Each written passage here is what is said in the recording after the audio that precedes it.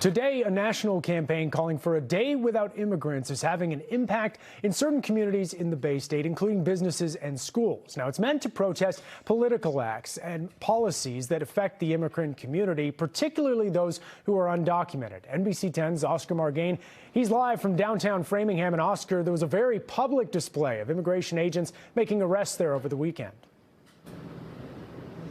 That's right, Matt. And one of those arrests happened here behind me at this corner of Frederick Street and Concord Street here in downtown Framingham. Images of that arrest have been circulating online, and it's adding to the fear and anxiety among the immigrant population. Now, although it is a Day Without Immigrants campaign, now that also means that basically it's calling on immigrants to not go to work and not shop or even take their kids to school. But a lot of the people I talked to here today tell me that it's been feeling like several days without immigrants in Framingham.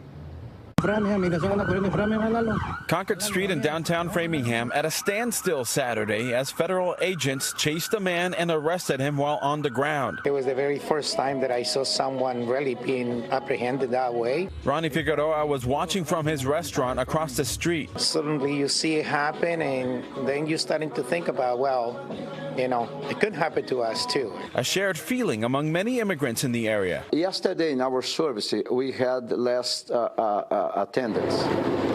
Pastor Marceli Sampaio says people often worry about being in the wrong place at the wrong time. I hope and I pray that something better happens for the future of the immigrants in this nation. While restaurant manager Gabriel Viana hopes his business can soon return to normal. In reality, these past couple of weeks, streets have been primarily empty. Most folks ain't leaving their homes, whether for work or school. Everything is empty. Monday marks a day without immigrants. It's only the employers here.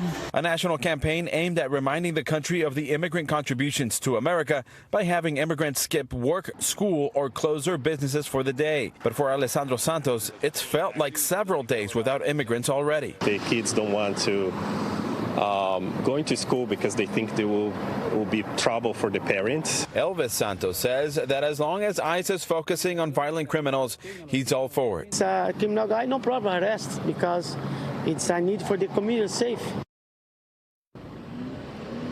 Now, we've also reached out to ICE for comment on this story, but we have not heard back. And although there were some immigrants that decided not to go to work or close their business for the day, there are plenty of others who did not participate in this campaign out of fear of retaliation or losing their jobs. Matt? Oscar, we know there's been concern about coordination between local law enforcement as well as federal law enforcement moving through this process together. So, I mean, what have you heard? Are local police playing a role in any of these recent arrests?